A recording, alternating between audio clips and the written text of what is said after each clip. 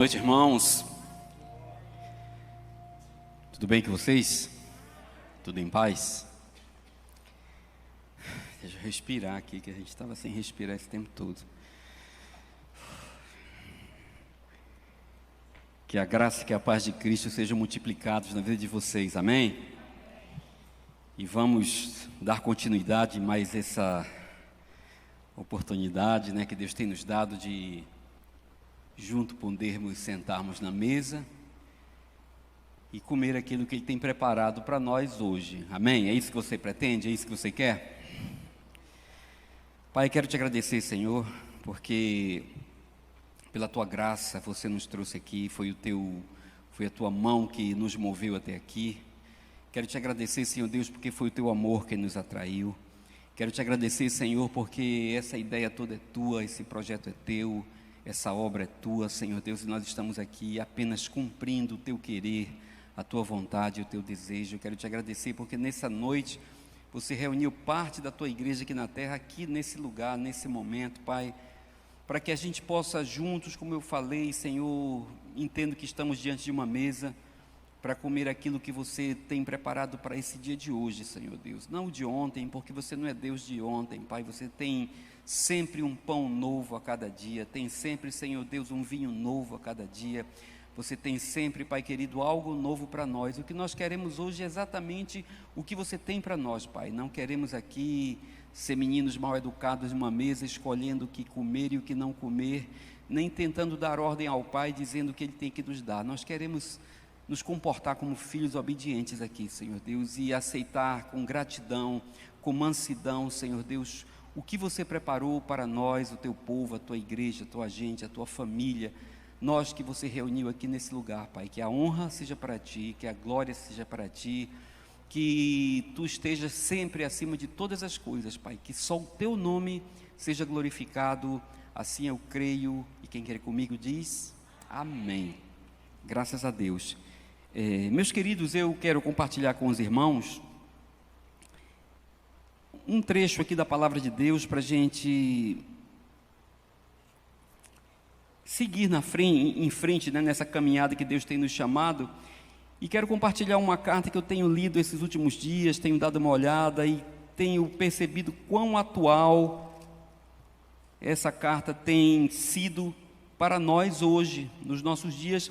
E é uma carta que Paulo escreveu à igreja de Colossos. Então eu peço que você abra a sua Bíblia, se você quiser acompanhar, você pode abrir a sua Bíblia na carta que Paulo escreveu aos Colossenses, tá? Se você tiver um tablet, pode acionar também. Se tiver um smartphone também, pode ligar o seu app. Se já decorou as cartas de Paulo, ótimo, maravilha, não precisa abrir nada, você vai apenas acompanhando. Isso é uma bênção, que a gente já teve esse cuidado.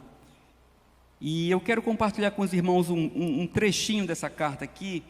Inclusive, eu creio, se eu não estou enganado, a última vez que eu estive aqui, eu falei um pouco ainda sobre o que Paulo estava falando aos irmãos aqui na igreja de Colossos, porque tem sido muito atual. Essa carta que Paulo escreveu, ele estava preso, e foi uma carta de ajuda, um pedido de ajuda, que o pastor da igreja de Colossos estava passando por uma situação complicada, mas eu acho que era só naquele tempo que isso acontecia. Muita influência dentro da igreja, uma igreja jovem, que estava ali compartilhando da graça de Deus, e o Epáfras ficou assim, meio sem argumento diante de tantas influências que ele tinha dos gnósticos ali dentro, que era uma coisa muito nova, muita informação, muito conceito, uns cara-cabeça que tinha resposta para tudo. Ele tinha certamente a influência lá dos judeus, com o judaísmo muito forte, o legalismo lá dentro. Ele tinha dentro da igreja de Colossos também uma influência muito forte de misticismo, que existia muito lá dentro. Ele tinha uma influência muito forte dos ascéticos também. Mas isso era naquele tempo, que existia todo esse movimento lá dentro. E ele pediu ajuda a Paulo. O apóstolo Paulo escreveu uma carta, ele foi até a prisão, conversou, e o Paulo escreveu uma carta para que ele lesse para a igreja, que naquele tempo funcionava dessa maneira. E, meus irmãos, quando a gente fica lendo, a gente vê como isso aqui é atual, Eu acrescentaria ainda alguns outros pontos de influência que nós estamos sofrendo hoje na igreja cristã contemporânea, aqui na nossa cidade, no nosso país, no nosso tempo, né? E se nós não temos tão claramente o gnosticismo, que era uma linha tão difícil de combater, mas nós temos aí esse culto ao homem, né? Essa coisa que tudo é o centro, é o homem. Hoje a gente não, Deus me livre, já se prega que o homem é senhor do seu destino, que ele pode resolver as coisas, e a gente ouve isso dentro do meio evangélico, dentro das igrejas. E eu continuo com o argumento que o apóstolo Paulo trouxe, que não é o que eu vou falar hoje, eu vou falar a partir do capítulo 3, mas como o apóstolo Paulo, tão bem inspirado pelo Espírito Santo, se você tiver uma oportunidade em casa, dá uma lida do capítulo de número 2, onde ele vai derrubar de uma maneira tão clara, tão direta, todas essas influências que estavam acontecendo lá na igreja, desde o judaísmo ao gnosticismo, ao misticismo, né, que a gente acha que não existe, mas existe muito. Ele derrubou tudo isso falando sobre um único argumento, falando de Cristo. Que o capítulo 1, eu aconselho também, quem ainda não decorou, decore, ele fala sobre a supremacia de Cristo. Porque nós só estamos aqui, queridos, por um motivo, por causa de Cristo. Amém? Então, até como se cantou aqui, não tem nada a ver comigo, não tem nada a ver com você, não tem nada a ver sobre nós, é tudo sobre Ele, é por Ele, é para Ele, é por causa dEle. Então é muita presunção às vezes nós entendermos que tudo que a gente faz, tudo que está acontecendo, que tudo que Deus pode fazer é por minha causa, não, é para me agradar, para eu ficar bem, para eu andar confortável. Não, irmãos, nós fazemos parte de um plano que é um plano de Deus, e o plano dele é revelar Cristo. Antes da fundação do mundo, o plano sempre foi o mesmo, revelar Cristo. De lá para cá, nada deu errado e nada vai dar errado, tudo continuará seguindo passo a passo para a revelação de Cristo. Como diz no capítulo 1, a imagem visível do Deus invisível.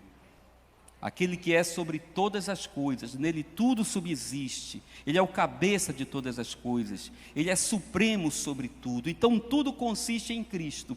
E depois de Paulo ter refutado os argumentos sobre essas influências, aqui no capítulo 3, que é o que eu quero compartilhar com os irmãos e buscar expor a palavra de Deus de uma maneira muito transparente aqui para nós, ele vai falar, irmãos, sobre algo que a gente precisa relembrar a cada dia, que é sobre o viver em Cristo. Não é viver na igreja, não é frequentar culto, não é ter carta de membro, não, irmãos, é sobre o viver em Cristo. Porque a gente ainda acredita que esse andar em Deus, esse andar com Cristo, esse caminhar do Evangelho é algo que pode ser resolvido aqui com as nossas ideias, com os nossos métodos, com os nossos costumes. Mas lá no capítulo 2 o Paulo diz assim: não andem escravizados, não continuem escravizados em teorias de homens, em filosofias vãs, não continuem escravizados com isso, não aceitem aqueles que os condenam, dizendo o que você tem que fazer, o que você tem que vestir, dando uma lista para você. O Paulo fala isso, ele diz: não aceitem isso na sua vida, rejeitem esse tipo de coisa. Ele fala: rejeitem conversa de quem disse que viu alguma coisa, que teve uma visão e que detalhadamente conta essa visão e que você tem que andar diante disso, que só ele recebeu. Irmãos, isso não existe. O Espírito Santo já foi derramado sobre a terra para que ninguém, absolutamente ninguém nessa terra possa ter uma procuração de exclusividade para se comunicar com Deus. Amém? Então, se você vê alguém dizendo: não, Deus falou comigo, Ele só fala comigo, e se você quiser saber o que é, tem que falar comigo, você pode sair fora. Paulo diz: não aceita isso, não fique preso a isso. E aqui no capítulo 3, eu vou ler até onde der, a gente vai ver o que ele está falando sobre o viver em Cristo. Amém? Não vamos falar de religião, não vamos falar de costumes, não vamos falar de denominação, vamos continuar pregando aquilo que sabemos, como Paulo falou, aquilo para o que ele foi chamado a ministrar, Cristo. Capítulo 3, versículo 1, ele diz assim: portanto, já que vocês ressuscitaram com Cristo, alguém ressuscitou com Cristo? Amém? Se você tiver alguma dúvida em relação a essa resposta, porque isso é o tipo de resposta assim, bate pronto, tá? Eu já falei para você que a Bíblia, que o Evangelho é um sistema binário, é muito lógico, ou é ou não é. Só tem sempre duas situações, não existe um intermediário, não existe a terceira via. Nós criamos isso nos últimos anos, mas o Evangelho não. Então, se você tem alguma dúvida em responder essa pergunta, depois você conversa com a gente, que a gente pode esclarecer para você. Como é que você pode ter certeza para saber se você ressuscitou com Cristo ou não? Amém? Porque se você tem uma dúvida, talvez você ainda esteja vivo. Talvez o velho homem ainda esteja vivo e ele precisa morrer. Amém? Então, Paulo diz assim, olha, eu estou partindo do princípio que vocês já ressuscitaram com Cristo. Se vocês ressuscitaram com Cristo, procurem as coisas que são do alto, onde Cristo está assentado à direita de Deus. Mantenham o pensamento nas coisas do alto e não nas coisas terrenas, pois vocês morreram e agora a sua vida está escondida com Cristo em Deus. Amém? Então, queridos, o que é andar com Cristo? O que é viver no Evangelho? O que é entrar nesse caminho? Irmãos, é você entender que tudo aquilo que você era, você não é mais. Quando ele fala que nós ressuscitamos, é porque nós morremos por causa dos pecados, dos delitos, de tudo aquilo que a gente tinha. A Bíblia diz que o salário do pecado, a remuneração do pecado, a consequência do pecado é a morte. Então, diante de Deus, todos morremos. Deus não tem nenhum pacto com o pecado. O João, quando foi lá na ilha, que teve aquela visão, né, de Deus, do céu, aquela coisa toda, que você encontra isso lá em Apocalipse, e ele, quando voltou, disse, olha, eu vou fazer o seminário aí para revelar o que foi que eu vi. De tudo que eu vi lá no céu, que Deus revelou para mim, eu vou revelar hoje para vocês no culto. Não foi assim que ele falou? Aí quando ele falou, chegou, boa noite, paz do Senhor, deu alô para os irmãos, disse assim, é o seguinte, Deus é luz. Ele disse, nisto consiste, Deus é luz, e nele não há treva alguma. Boa noite, paz do Senhor, até o próximo culto. Então, o João viu tudo, Deus se revelou para ele e revelou mistérios, o futuro, e quando ele foi resumir o que era Deus, o que ele viu de revelação de Deus para a igreja, ele disse, olha, Deus é luz e nele não há treva, não tem meio termo, não tem uma sombra, não tem nada nublado, ele não tem pacto com isso. Então ele diz lá, ele diz, ou você está na luz, ou você está na onde? Nas trevas. Como eu falo, é binário a situação. Ou você está lá ou você está cá. Jesus falou lá, você vê em Mateus, no capítulo 7, ele disse, ou você está no caminho largo, ou você está no caminho estreito. Não é isso? É binário. Ou você junta ou você espalha. Duas situações. Ou você está dentro ou está fora, ou está no céu, ou está no inferno, ou está salvo, ou está perdido, irmão.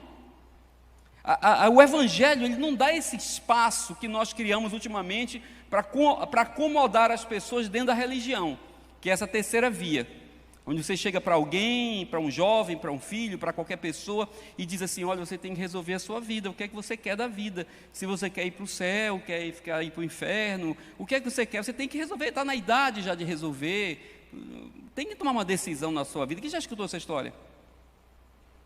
O que é que nós estamos fazendo? A gente está dizendo assim, ó, você está num lugar que nem está indo para o céu, nem está indo para o inferno. E você ainda tem um tempo aqui para resolver as coisas, não é isso que a gente está dizendo? Se a gente está dando duas opções. Mas não existe esse terceiro caminho, só existe dois. Ou você está num ou está no outro. Jesus disse, o caminho é largo e o caminho é estreito. Se você não está no estreito, você está onde, irmão? É bem lógico, não é? Não tem terceira via, não tem terceira onda, não tem tempo para esperar, não vai ter um espaço de negociação. Então Paulo está dizendo assim, olha, eu estou partindo do princípio que vocês já foram ressuscitados. Então ele está partindo do princípio, do processo, que você já morreu, o velho homem já foi esquecido, abandonado, despojado, você morreu com Cristo na cruz, mas também com Ele nós ressuscitamos. Porque quando Ele ressuscitou, Ele nos trouxe junto. Ele disse, então, a partir de agora, vocês têm que pensar não nas coisas daqui, tem que pensar nas coisas do alto. Não é que a gente vai viver aqui na terra assim, alienado, está entendendo, irmão? Ah, vou viver aqui, não, é só do alto, olhando para cima, esperando cair as coisas do céu, o sanduíche, não. Mas você tem que entender que o teu objetivo de vida, você tem que entender que o teu futuro, você tem que entender que o teu destino não está ligado em nada das coisas que estão aqui nessa terra. O nosso conceito, a nossa consciência é que tudo aqui é o quê? Passageiro, irmão. É o que ele está dizendo, a minha vida, a sua vida, partindo do princípio que nós já ressuscitamos com Cristo, amém? Então a sua vida, ela está guardada em quem? Em Cristo. Ela está escondida em Cristo. Então tudo que tem a ver na sua vida está onde? Em Cristo. É por isso que a nossa resposta tem que ser em Cristo. É por isso que o nosso alvo tem que ser aquele que Cristo estabeleceu para a nossa vida. É por isso que a nossa vida tem que ser direcionada pela vontade de Cristo. Paulo escreveu dizendo assim, olha, eu já morri, ele escreveu aos Coríntios, dizendo, eu morri, mas Cristo me ressuscitou e agora não tem mais o que fazer, eu vivo para aquele que me deu vida. Então, o meu querer agora não é meu, o meu querer é de quem é? É o querer de Cristo. Então, se nós entendermos, irmãos, que o Evangelho, ele é cristocêntrico, talvez seja uma coisa que pareça até redundante, mas eu vejo que a gente precisa lembrar a cada dia que o Evangelho é cristocêntrico, que a mensagem tem que ser cristocêntrica, que a música tem que ser cristocêntrica, que tudo tem que ser cristocêntrico, porque é Ele que está no centro de todas as coisas, é Ele que governa sobre todas as coisas, é Ele que tem supremacia sobre todas as coisas, e se você se agarrar com qualquer coisa menor do que Cristo, você vai ficar boiando em algum lugar. Por isso que Paulo falou aos Colossenses lá um pouquinho antes, ele diz, olha, não se deixem levar por culto a anjos. Tem gente fazendo culto a anjo. Ele diz, para que culto a anjo, se Cristo está sobre todo o principado e toda a potestade, sobre todos os anjos, Ele é superior a todos os anjos, para que eu vou cultuar anjos? Cristo, irmãos, é maior do que qualquer anjo. Amém? Então ele está dizendo que a partir de agora que você entendeu que a sua vida, ela está em Cristo, o meu pensamento tem que ser o de Cristo. A minha mente tem que ser a mente de Cristo. Levi, você vai orar para a minha mente virar hoje a chave? Não, não é assim que funciona. Mas você tem que saber que nada mais interessa para você a não ser o interesse de Cristo. Porque a nossa vida aqui é passageira. Então ele diz assim, quando Cristo, que é o quê? A sua vida for manifestado, então vocês também serão manifestados com Ele em glória. Assim, aqui olha, um processo, tá? Não é imposição de mãos, não é nada, é processo. Ele diz assim, façam morrer tudo que pertence à natureza terrena de vocês. Não é para ninguém levantar a mão, e eu nem estou dizendo que todo mundo aqui já conseguiu isso. Amém? Isso aqui não é mensagem de condenação. Isso aqui é pão de cada dia. Amém? Quem vai almoçar amanhã? Os irmãos aqui fazem dieta, é tudo falsinho assim mesmo, não vão comer não.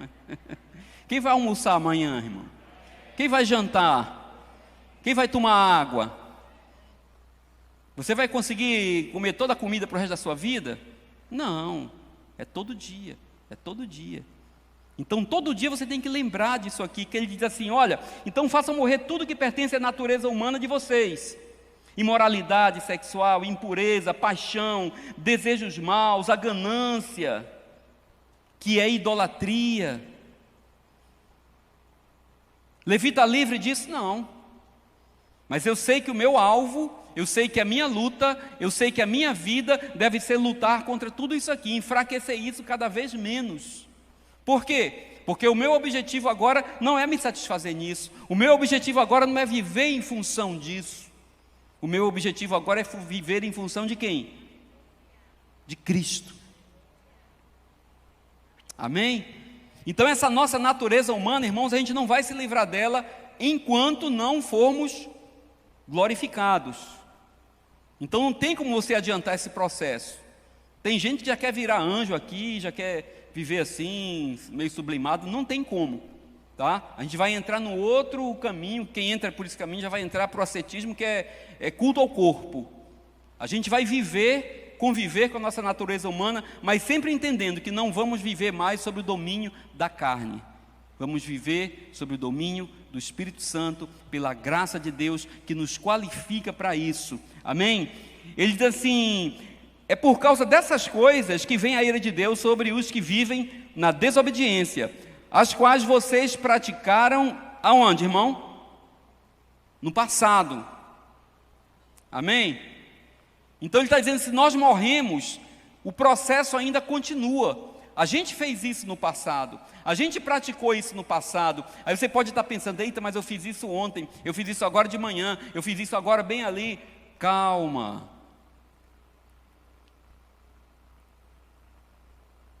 Calma.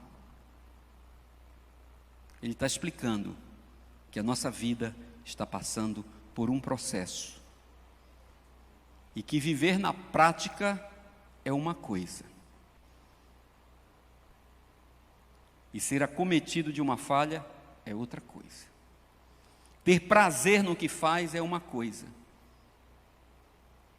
E se deparar de repente diante de um erro, e você se sentir mal, e você se sentir incomodado, o Espírito Santo arranhar mesmo você, e você entende que você não consegue mais viver daquela maneira, quem sabe o que eu estou falando? Isso é um sinal da nova vida, do novo homem, rejeitando, não ficando confortável com aquilo que não vem do alto, irmãos. O Filho de Deus não é para andar voando na terra, de asinha, não, a gente anda aqui, do mesmo jeito, com a mesma roupa, de calça jeans, fala, conversa, dá bom dia, dá boa tarde, dá boa noite, trata bem as pessoas, vai no restaurante, janta, faz tudo. Mas nós temos que pensar que o nosso objetivo é outro, que o nosso foco é outro, e que essa natureza humana, essa natureza que nós temos hoje, está escrito, vai chegar um dia que ela vai se findar. Então para que investir tanto nela? Para que viver por causa dela? Vai durar quanto tempo?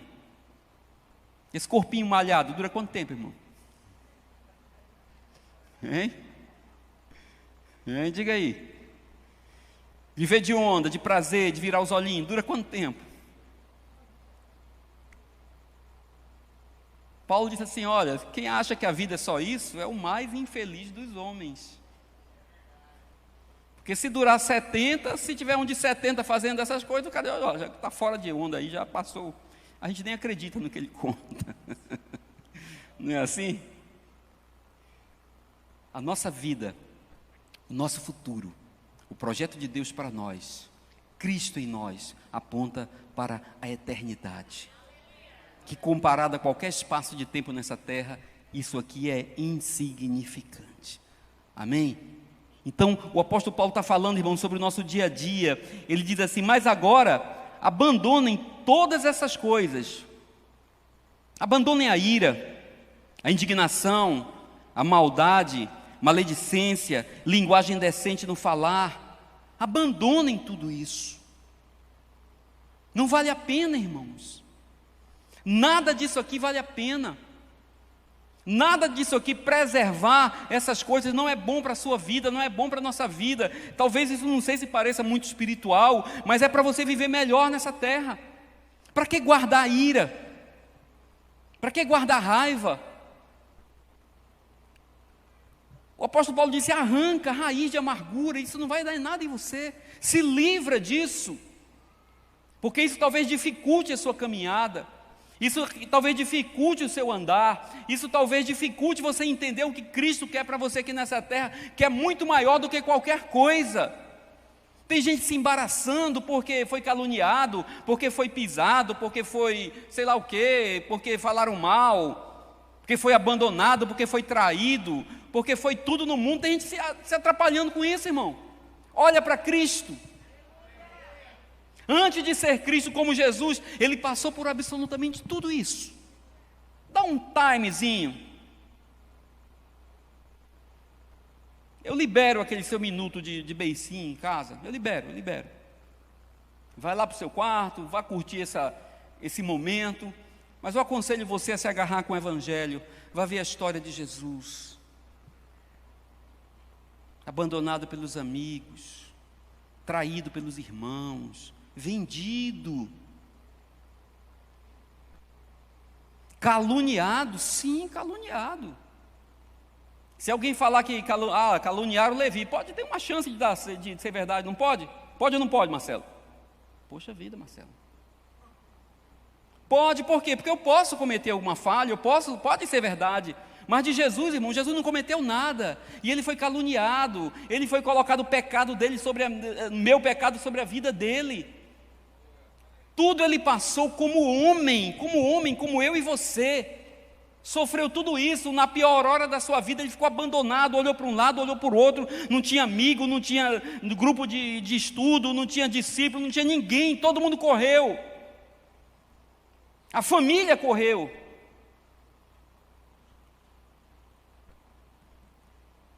Você já passou por isso? É esse o motivo de beicinho que você faz? Humilhação? Quem já foi humilhado aqui? Eu já fui humilhado.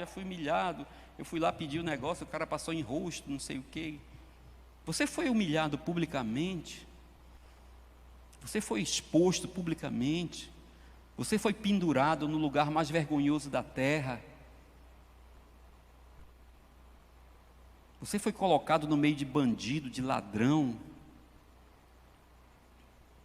Mas fizeram uma fake news a meu respeito. Jesus passou por absolutamente tudo isso, para dizer para você o seguinte: isso aqui nem se compara com as glórias que estão por vir. Amém? O escritor aos Hebreus disse assim: olha, nenhum de nós chegou ao sangue, nenhum de nós. O meu mestre, o Jesus, para ser Cristo, ele passou por tudo isso. Chegou ao sangue, de tanta agonia por causa de mim e por você. Nenhum de nós chegou a isso. Nenhum de nós. Nenhum de nós sofreu tanto por um filho a ponto de sangrar, a ponto do corpo querer falir. Nenhum de nós. Nenhum de nós sofreu tanto por um irmão da igreja, por um amigo, a ponto do corpo desfalecer, a ponto de se entregar. Nenhum de nós, irmãos. A Bíblia diz que Jesus passou por tudo isso por nossa causa. E o escritor aos Hebreus diz que o mestre, que o servo não pode ser superior ao mestre. Ele, como mestre, passou por tudo isso. Nós nem chegamos perto.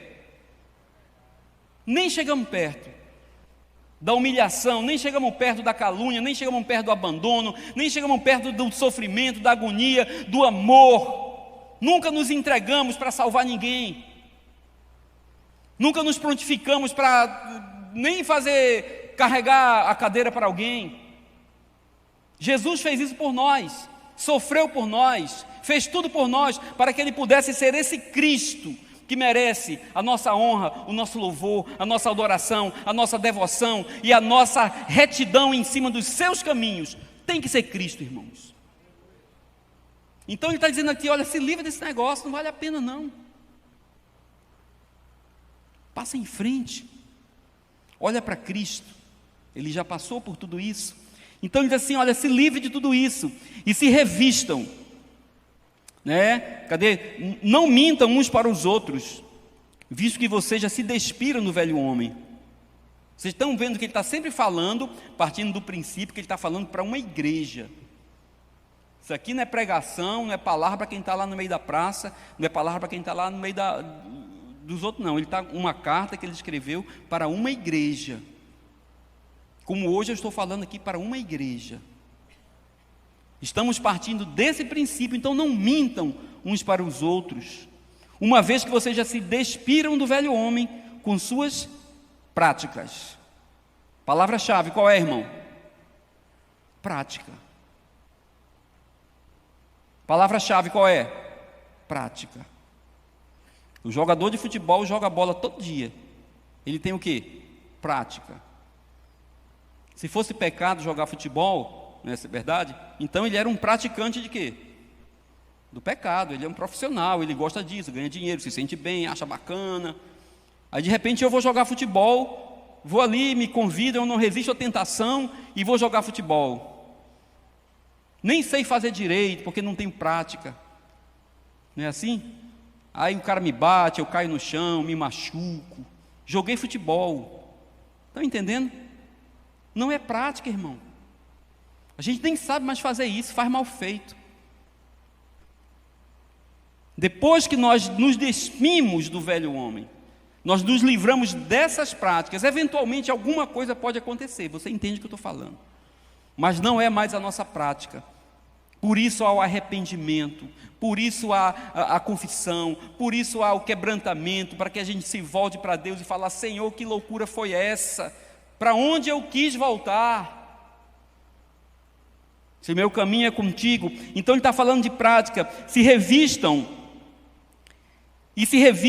do novo, o qual está sendo renovado em conhecimento à imagem do seu Criador.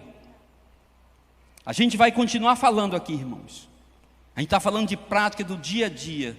O que é que nós conhecemos do nosso Criador? O que é que nós estamos conhecendo de Deus?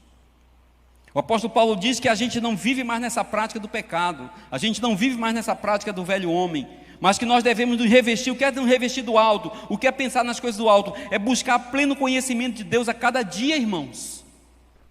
O que nós estamos fazendo para isso? Para que a gente tenha o conteúdo de Deus na nossa vida, para que a gente tenha conteúdo de Cristo na nossa vida, porque nós fomos chamados unicamente para isso.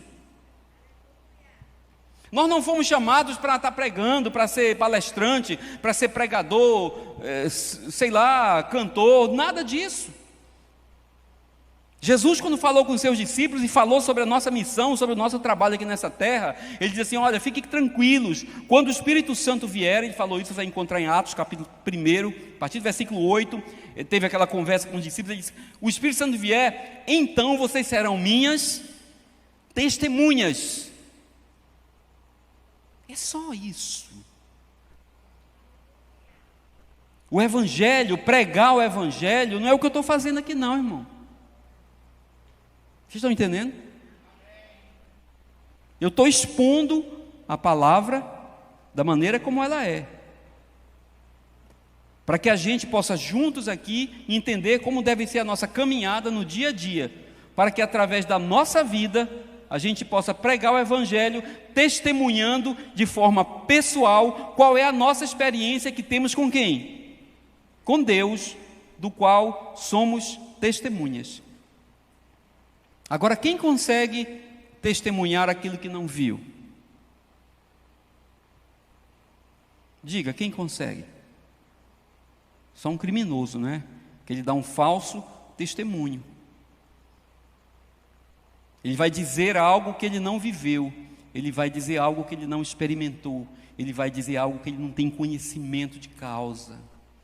Por isso eu digo, o Evangelho é muito simples, o Evangelho é muito viável, o Evangelho é para todo mundo, porque todo mundo pode ter uma experiência pessoal com Deus, buscando a cada dia o pleno conhecimento de Deus. Por quê, irmãos? Porque nós estamos caminhando em direção à eternidade. E deixa eu dizer uma boa nova para você: durante toda a eternidade, você vai continuar descobrindo Deus a cada dia.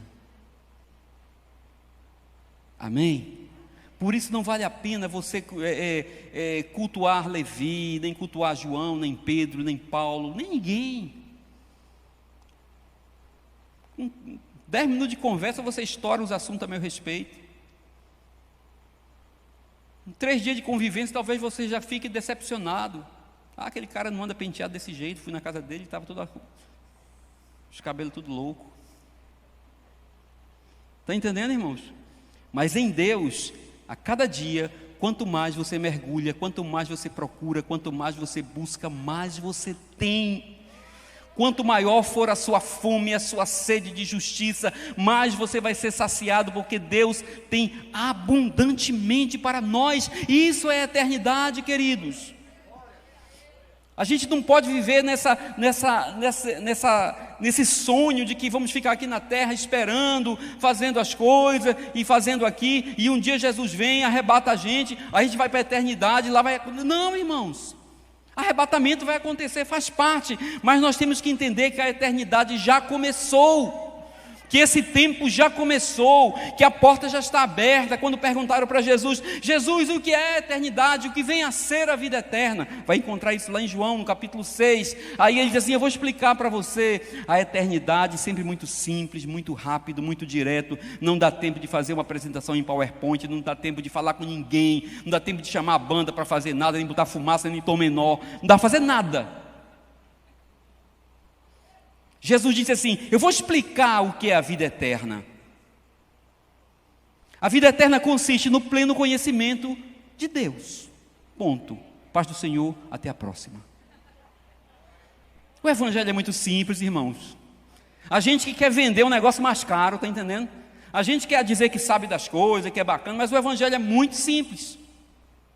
Jesus disse, a eternidade, a vida eterna consiste no pleno conhecimento de Deus. Então, se você está interessado, se quer, já está nesse meio, não vai acontecer, a eternidade já começou para aqueles que estão buscando Deus, buscando pleno conhecimento, e a minha Bíblia diz que nós vamos subindo nesse conhecimento, ela diz que nós vamos crescendo nesse conhecimento, até que o nosso conhecimento seja como o sol da justiça, como o sol que no pino vai ficar numa posição que não tem mais nenhuma sombra. Isso é o conhecimento de Deus. Enquanto não temos o pleno conhecimento, a gente tem um pouquinho, não é pecado, mas um pouquinho, mais um pouquinho, mais um pouquinho, e existem algumas lacunas de sombras, de escuridão, de trevas, porque não conhecemos ainda tudo de Deus, mas a gente está avançando, e quanto mais a gente avança, o conhecimento de Deus, mais tem luz na nossa vida, e quanto mais luz na nossa vida, menos trevas, menos sombras, menos lugares obscuros, menos ignorância, e a gente vai crescendo e buscando o conhecimento de Deus a cada dia, e essa sombra vai desaparecendo. Amém? E a minha Bíblia diz que vai chegar um dia onde nós vamos conhecê-lo face a face, porque vai chegar uma hora que a gente vai dizer assim, rapaz, já sei tanta coisa de Deus, já tenho tanta experiência com Ele, não é para dar aula não, é para ter experiência, conhecer Deus é para ter experiência, eu já tenho tanta experiência de Deus, mas como será Deus e tal, e ninguém vai ver até o dia, que a minha Bíblia diz que vai chegar um dia que nós vamos vê-lo face a face. Então, aqueles mínimos locais aí de sombra, aquelas trevas que ainda existem de ignorância a respeito de Deus, elas vão ser dissipadas, vai desaparecer e só vai ter luz. Amém? E quando nós temos só luz, nós não temos noite. É como se a cada dia as noites fossem ficando menores. Então, quando tivermos o pleno conhecimento de Deus, haverá um dia que não terá mais fim, que não terá mais trevas, que não terá mais noite. E esse dia que não terá mais fim se chama de quê, irmão? Eternidade. É um dia que não acaba, quando o pleno conhecimento de Deus chegar no nosso coração. Amém? Mas enquanto isso, de pouquinho em pouquinho, degrau em degrau, mastigando um pãozinho aqui, outro ali, mas não pare, irmãos. Você não pode parar, você não pode depender dos outros, você não pode depender do pastor, você não pode depender do irmão, do missionário, da televisão, do YouTube, não pode depender de nada. Porque o que Jesus falou para nós, o seu povo, é que nós temos que ser aqui suas testemunhas, temos que ter experiência pessoal com Ele. A do seu pai não serve, a do seu pastor não serve, a do missionário não serve, do YouTube não serve, tem que ser a sua. O que é que você tem para dizer a respeito de Cristo, da sua experiência? E ele continua dizendo assim: se revistam do novo, o qual está sendo renovado no conhecimento, à imagem do seu Criador. Nessa nova vida já não há diferença entre grego, judeu, circuncidado, incircunciso, bárbaro, natalense, brasileiro, argentino, escravo, livre, patrão, empregado. Nesse ponto não faz diferença a etnia. Que mensagem atual para esses dias? Que mensagem atual? Qual é a solução para a desigualdade racial no mundo? Qual é a solução para a desigualdade que a gente está vendo na sociedade? Qual é a solução para acabar com a violência e um achar que é melhor do que o outro por causa do tom da pele?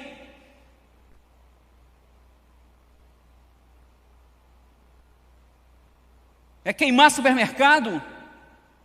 É levantar bandeira? É fazer protesto? Não, irmãos, é pregar Cristo. É pregar Cristo, porque em Cristo todos somos um só. Não tem raça, não tem cor, não tem tamanho, não tem posição social, não tem patrão, não tem empregado, não tem escravo. Todos somos um em Cristo. A solução para o mundo continua sendo Cristo. A resposta para o mundo continua sendo Cristo. Por que pregar misticismo?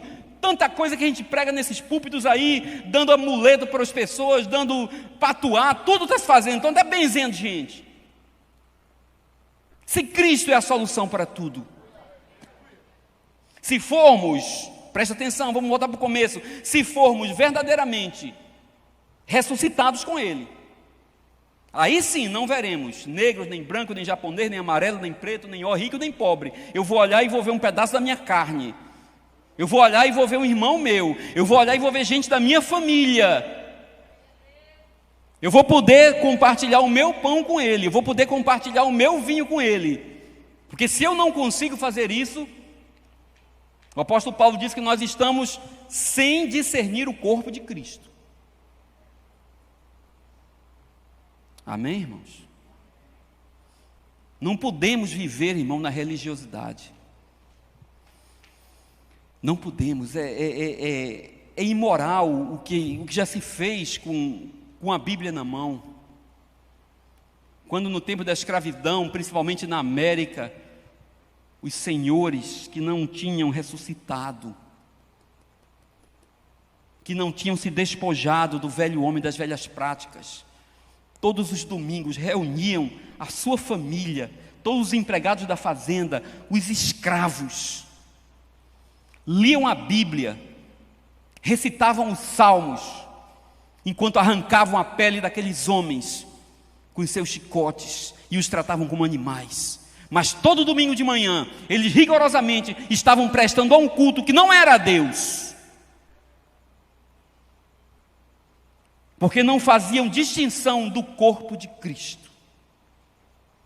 Porque havia diferença entre grego, entre judeu, entre esse, entre aquele. Mas se nós estamos em Cristo, se nós ressuscitamos em Cristo, irmãos, nós não veremos essas diferenças. Nós não vamos nos sensibilizar apenas com os irmãos que têm uma pele escura, com os negros. Nós não vamos nos sensibilizar apenas com os que não têm dinheiro, que têm pouco poder aquisitivo. Nós vamos nos sensibilizar com os brancos de olhos azuis que estão indo para o inferno. Vamos nos sensibilizar com os milionários deitados nos seus palácios de dólar e estão indo para o inferno. Porque o que vai fazer diferença na vida do homem não é o que ele tem aqui, é como ele passará a eternidade. Temos que chorar por aqueles que são pobres de espírito. Temos que lutar por aqueles que estão morrendo, como diz a epístola de Judas. Misericórdia devemos ter daqueles que estão no fogo, sendo queimados, morrendo por causa de dúvida. E nós batemos no peito, fechamos as portas e fazemos um seminário em dó para expor o nosso conhecimento. Não, o evangelho não é para isso, irmãos. Evangelho é para a prática diária.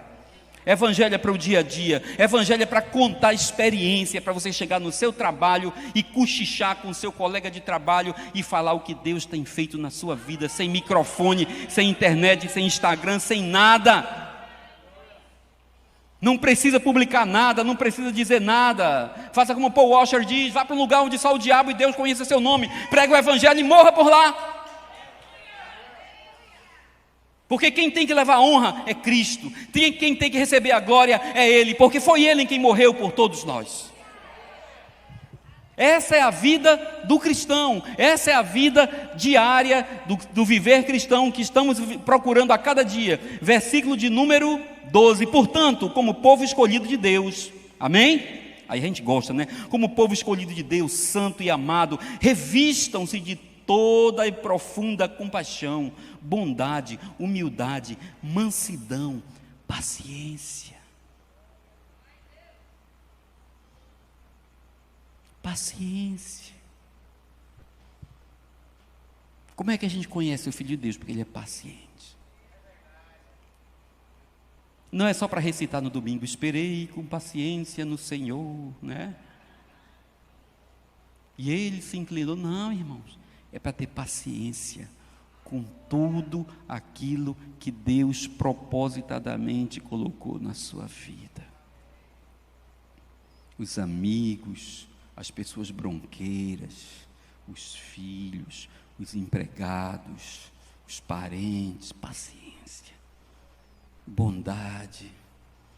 O apóstolo Paulo escreveu aos Filipenses: deixe que a sua bondade, que a sua amabilidade seja conhecido por todos, porque perto está o Senhor. Amém, irmãos? Isso é a vida do cristão. Levi não vai falar do kit gospel, não, o adesivo no carro, a roupa não sei o quê. Não. Aquele vocabulário que a gente faz um download toda vez que entra no templo, né? Não, é a vida do dia a dia. Então que seja conhecido isso. Olha o versículo 13, irmão. Faz parte da vida do cristão. E essa palavra não está aqui assim por acaso. Ele diz: suportem-se uns aos outros e perdoem as queixas. A gente suporta, é um negócio que não é confortável, irmão. Eu passei uns 40 minutos suportando uma máscara, porque eu não me sinto confortável, mas por amor aos irmãos, amém? Eu suportei. Tem coisa que a gente não precisa suportar, não é, Júnior? Tem coisa que é de boa, quanto mais você nem reclama, fica calado para todo mundo esquecer. Mas algumas coisas a gente precisa suportar. E Paulo está dizendo que quem morreu, quem ressuscitou, quem abandonou a prática do velho homem, ele tem que suportar uns aos outros e perdoar as queixas que tiveram uns contra os outros. Não é fácil, não é fácil. Mas ele diz que é possível. Amém? Perdoar. Agora, perdoar, como a Bíblia diz, né? Não é para esquecer. Que ninguém esquece. Quem é que esquece? Não, já esqueci. Mentira, ninguém esquece.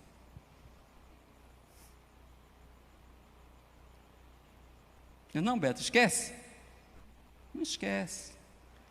A Bíblia diz que Deus não esquece. Ele continua com o negócio na cabeça, apenas ele não lembra. Tem até um versículo que a gente não encontra na Bíblia, né? Os seus pecados Deus colocou no mar do esquecimento. Não tem na Bíblia. Não é que Deus esqueceu. A minha Bíblia diz assim: dos seus pecados não me lembrarei, mas esquecer é uma patologia. Não lembrar é uma decisão. Amém? Deu para entender, irmão? Deu para entender, irmão? Então, queridos, o perdão você tem que entender que é necessário, porque faz parte do nosso dia a dia. E deixa esse negócio para lá. Se for buscar na caixinha, está guardada. Mas você não tem que estar lembrando disso. Não tem que estar lembrando disso. Não tem que estar revivendo isso. Eu já li uma história, não sei se é verdade, os psicólogos de presente aqui me corrijam depois.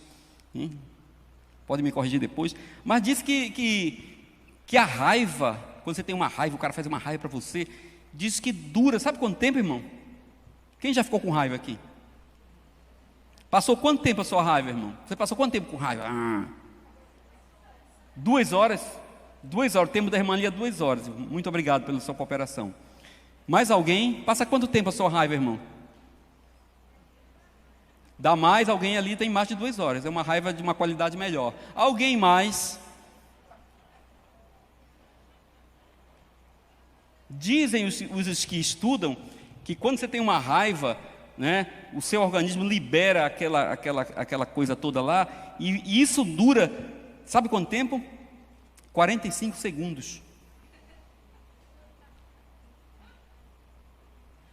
Por 45 segundos você tem, ou é 90? 90 ou 45, esqueci agora. Você tem assim, está liberado para ter raiva. Porque aí depois volta, não é isso? Aí volta ao normal. Aí sabe o que é que faz a gente manter a raiva por 2 horas, 2 dias, 3 dias, 1 semana, 1 mês?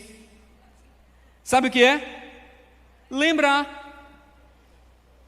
Porque o cérebro não sabe se aquele negócio é ao vivo, ou se é live, ou se é gravado, está entendendo? É verdade, eu li sobre isso.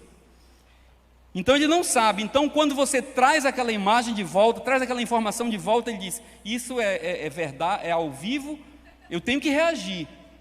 Então ele reage tudo de novo. Amém, irmão?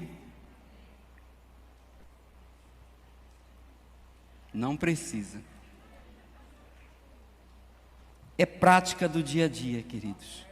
É possível, não é fácil. Porque todos nós somos homens, todos nós temos sangue, todos nós temos querer, todos nós somos certos. Mas para viver o viver de Cristo, para deixar Cristo acima de tudo, para que Ele seja exaltado na nossa vida, nós temos que nos submeter à soberana vontade de Deus, e a soberana vontade de Deus é essa para a nossa vida. A soberana vontade de Deus é que nós tenhamos esse tipo de vida, esse tipo de comportamento. Portanto, como povo escolhido de Deus, santo e amado, revistam-se de toda paixão, bondade, humildade, mansidão, paciência, suportem-se uns aos outros, perdoem as queixas que tiverem contra os outros, acima de tudo, porém, revistam-se do amor, que é o elo perfeito, é o que nos mantém vivos, é o que nos mantém unidos, é o que nos mantém conectados, é o que mantém a liga, irmãos. Qualquer outra coisa é frágil, mas o que nos mantém firmes é o elo do amor, é isso que mantém a corrente firme.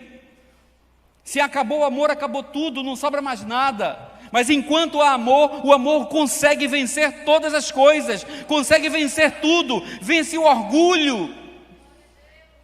Você admite se humilhar, você admite ficar rebaixado, você admite estar errado. Eu não tenho mais tempo para discutir. Quando começa esse negócio, não, eu estou errado. A culpa é minha, porque a verdade depois se revela. Não é verdade? Então evita a discussão. Cristo estava certo, Jesus estava certo. Ele está bom. É para salvar essa turma aí? Ele não tem condição de suportar. Porque, irmãos, nós já morremos. Nós não tínhamos condição de nos salvar. Nós fomos salvos por Cristo. E ele diz assim, versículo 15, eu quero ver se eu chego para no 17, diz assim, que a paz de Cristo seja o juiz em seu coração, visto que vocês foram chamados para viver em quê? Para viver em paz. Irmãos, aqui não está dizendo que a gente foi chamado para viver em tranquilidade. Aqui não está dizendo que a gente foi chamado para viver assim no ar-condicionado o tempo todo. Às vezes os irmãos chegam comigo, irmão, tudo tranquilo? Eu digo, tranquilidade, quem já ouviu falar isso? Tranquilidade não faz parte do pacote, eu estou em paz. E irmão, tudo tranquilo? Tranquilidade não faz parte do pacote, eu estou em paz. Eu não tenho nenhuma expectativa em relação à tranquilidade. Mas eu busco o que a palavra me promete. Que mesmo em meio à guerra, à dificuldade, à crise, eu posso estar em paz. Oro para que a paz de Deus, que excede todo o entendimento, guarde a sua alma e o seu coração. É a paz que nos livra, irmãos, de tantas desgraças que nós estamos vendo. É a paz que não nos deixa cometer o que já deu vontade de fazer muitas vezes. É a paz de Deus, que não dá para explicar, por isso ela excede todo o entendimento. Então tranquilidade não faz parte do pacote. Nós estamos vivendo um tempo muito difícil no país, muitos irmãos em dificuldade, Muitos irmãos sem emprego, muitos irmãos sem renda, muitos irmãos sem ter o que colocar dentro de casa. E nós temos que orar para que a mente dele seja guardada em Cristo, porque é a única forma de preservar a vida, de preservar a esperança, de apontar para o futuro, porque aqui nós não vemos isso. E como crentes, e como redimidos, e como aqueles que nós sabemos que não temos uma expectativa nessa terra, temos sim que ter misericórdia, compaixão. Nós lemos aqui em cima, por esses que não estão alcançando. Não adianta só orar, eu vou orar por você. Não, irmãos, procure, chega perto, procure ser Cristo, procure ser Deus. Porque a parte que nos toca aqui nós temos que fazer, queridos. Então, tranquilidade não faz parte do pacote. A igreja nunca passou por tempos tranquilos. A igreja sempre foi perseguida. A igreja de Jesus Cristo sempre foi perseguida. Mas sempre esteve em paz. Antes de morrer, Jesus disse assim: olha, vocês vão ser perseguidos, vão expulsar vocês, vão sair de casa, vai ser um escarcéu aqui. Eu falo isso para que vocês entendam. Olha o que nós lemos aqui. Nós lemos que nós estamos guardados e escondidos em quem? Em Cristo. João, capítulo de número 17. Ele disse: eu falo isso para que vocês entendam que em mim, em um lugar chamado Cristo, vocês terão paz. No mundo terão aflições. Moramos aqui, ainda estamos aqui, mas o nosso lugar é quem? Cristo. E mesmo estando no meio dessa bagunça, em Cristo nós teremos paz. No mundo, insegurança, no mundo, incerteza, no mundo, medo, no mundo, tudo isso que tem aí fora, mas em Cristo nós teremos paz. Amém? E o que é maior, irmãos? É o mundo ou Cristo? Cristo. Leia capítulo 1, a supremacia. Se ele sobrejuga todas as coisas, então nele nós teremos paz. Pode pegar fogo aqui. Isaías capítulo de número 6. No ano da morte do rei Uzias, crise, ninguém sabe quem é que vai governar, o povo fazendo abaixo-assinado e tal, carreata, e como é que vai ser o país agora e o governo? Derruba impeachment, tudo lá. Uma bagunça no estado. Aí Isaías olhou para o céu e disse que Deus estava lá, sentado. Ele diz assim: e eu vi o Senhor. Não estava aperreado, não estava agoniado, não estava olhando para ver o que é que ia fazer, não estava procurando solução. Diz que ele continuava sentado num alto e sublime trono, soberano, segurando. Não estava surpreso com nada, porque fazia parte do processo. Uns anjozinhos ao redor dele, abanando, dizendo santo, santo, santo. E ele nem se mexeu. Porque a soberania de Deus não depende do que acontece aqui nessa terra. O plano de Deus, irmãos, permanece o mesmo. Chegaram lá para Jesus uma vez e disseram: Jesus, sabe o que aconteceu? Lázaro, Covid pegou, levou. Já faz 3 dias, ainda está aí contaminando. Jesus está certo. Beleza, deixa eu terminar o que estou fazendo aqui, por favor. Quem é que tem essa paciência, irmão? Era uma situação tranquila? Não. Mas por que ele tem paz? Porque ele conhece o plano do Pai. O que é que nos dá paz, irmãos? É conhecer a Deus na sua plenitude, buscar o que Ele tem para a nossa vida, saber que a minha vida, a minha casa, a minha família, a igreja não depende do governo, nem de quem ganha, nem de quem perde, nem do partido, nem do inteiro. A minha vida depende de Cristo. Eu estou guardado nele, eu estou escondido nele. Eu não preciso fazer conchavo com ninguém para manter a soberania da igreja. A soberania da igreja, a liberdade da igreja, o caminhar da igreja, o seguir da igreja, os espaços da igreja já foram definidos pelo dono da igreja, que se chama Jesus Cristo, e definiu isso há muito tempo atrás. Amém? Então pronto, queridos, esse é o viver em Cristo. E ele fala assim: e que sejam agradecidos, habite ricamente em vocês a palavra de Cristo, ensinem e aconselhem-se uns aos outros com toda a sabedoria, cantem salmos, hinos, cânticos espirituais com gratidão a Deus em seu coração. E versículo 17, ele diz, ele responde a pergunta lá do capítulo 2. E como é mesmo que a gente vai viver? Isso aqui é para quem não entendeu direito.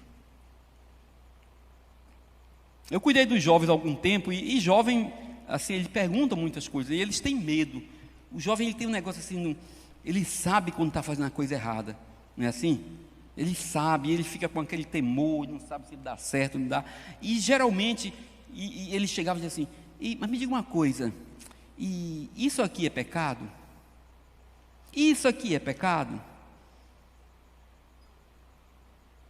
Ir para aquele lugar é pecado? E fazer isso é pecado? E começava aquele negócio, né? Quem é que aguenta isso, irmão? E eu vou fazer uma segunda pergunta: quem é que consegue fazer essa lista? O Paulo diz lá no capítulo 2: não se deixem ser condenados por quem diz o que você tem que fazer, o que vestir, como andar, o que fazer. Não, por lista. Não, a vida do cristão não é baseada em uma lista. Porque nós temos a consciência transformada, nós temos a consciência de Cristo. Amém? Então Paulo escreveu aqui no versículo 17 como é que a gente tem que fazer para evitar a lista. Amém? Então quem tem menino em casa, o menino vai perguntar. Aí o que é que você vai fazer? Você não vai dar lista para ele, tá certo? No tempo do meu sogro tinha umas listas, né? Não tinha lista que podia e não podia. E tinha coisa que tinha que renovar a lista, versão 1, 2, 3, do ano novo. Veja bem, versículo 17. Ele fala assim: a vida do cristão, a vida em Cristo, e tudo o que fizerem, isso envolve o que, meu querido? Tudo. Não tem nada a ver com domingo à noite, nem quarta-feira, nem segunda, nem domingo de manhã. Ele fala: e tudo o que fizerem, certo? Tudo o que fizerem, seja por palavra, seja falando, não é?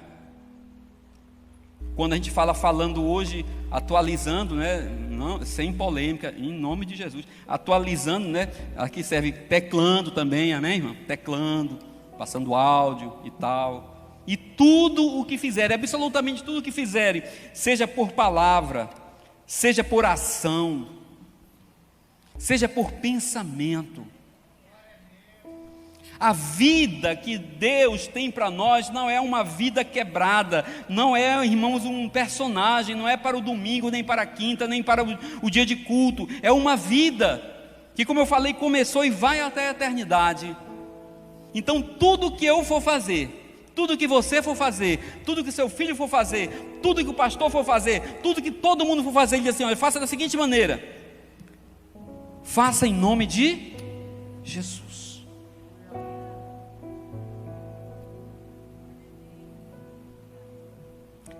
Agora, quando a gente fala em nome de Jesus, tem que esclarecer uma coisa. Quando a gente fala em nome de Jesus, não quer dizer assim que é tipo um carimbo, uma autorização para Deus ter que aprovar aquilo que você está fazendo. Porque às vezes a gente acha que orar em nome de Jesus é fazer uma lista, botar um carimbo no final que a gente fala em nome de Jesus, aí Deus tem a obrigação de cumprir a lista. Quando ele diz orar em nome de Jesus, ele diz: tudo que fizerem em meu Pai, peçam em meu nome. É orar como se Jesus estivesse orando, tanto que depois disso ele começou a fazer uma oração, e estranhamente não orou por ele. Orar em nome de Jesus é orar a oração que Jesus ia fazer, mas não teve tempo, e pediu para você fazer como se fosse ele. E aqui o Paulo está dizendo: tudo que a gente for fazer, irmão, vem falar, vem ensinar, vai dar banho no cachorro, vai cuidar de casa, vai fazer isso, vamos ter esse cuidado. Eu sei que a gente não faz, eu não faço não.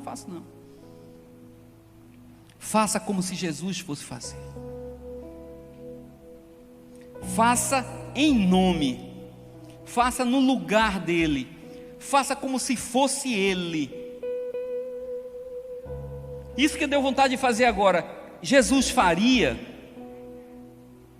Isso é fazer em nome dele. Isso é pior do que lista.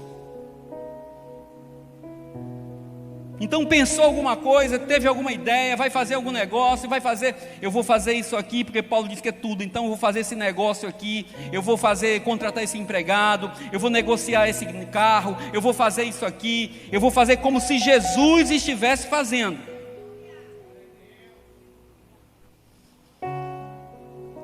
Calma, e tem que ter paz no teu coração em relação a isso.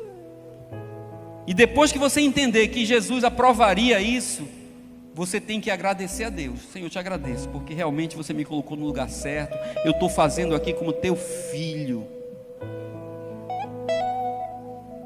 E o que eu dizia para aqueles jovens, eu continuo dizendo até hoje, e eu vivo isso, porque eu convivo com isso, né? Às vezes a gente faz umas coisas que sabe que Jesus não fazia. E porque sabe que Ele não faria, a gente nem consegue dar graças a Deus por aquilo que está fazendo. Quem entende o que estou falando aqui, irmão? Isso não é para nos condenar, mas é para nos mostrar que nós temos um padrão a seguir. Que o Evangelho não é para limitar você a uma lista. Que o Evangelho não é para dizer o que você pode e o que você não pode.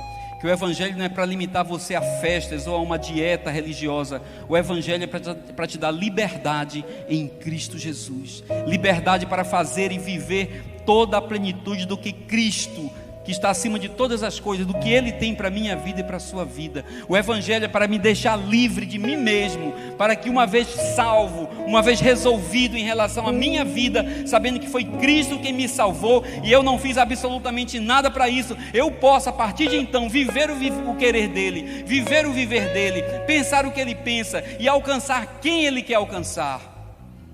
O nosso alvo não é mais, irmãos, o alvo de quem está perdido. O nosso alvo tem que ser o alvo de quem está salvo. Amém?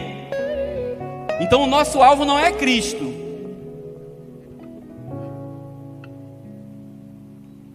Amém? O nosso alvo é o alvo de Cristo. Porque já fomos salvos, já fomos ressuscitados, já morremos. E agora o que eu tenho que buscar é aquilo que Cristo quer que eu busque. É a forma como eu tenho que viver. Que a gente possa, ele vai falar ainda aqui sobre patrão, sobre empregado. É excelente isso aqui. Mas que a gente possa, queridos, a cada dia buscar esse viver de Cristo em nossa vida. Porque o que nós estamos precisando hoje não é de mais uma forma do Evangelho.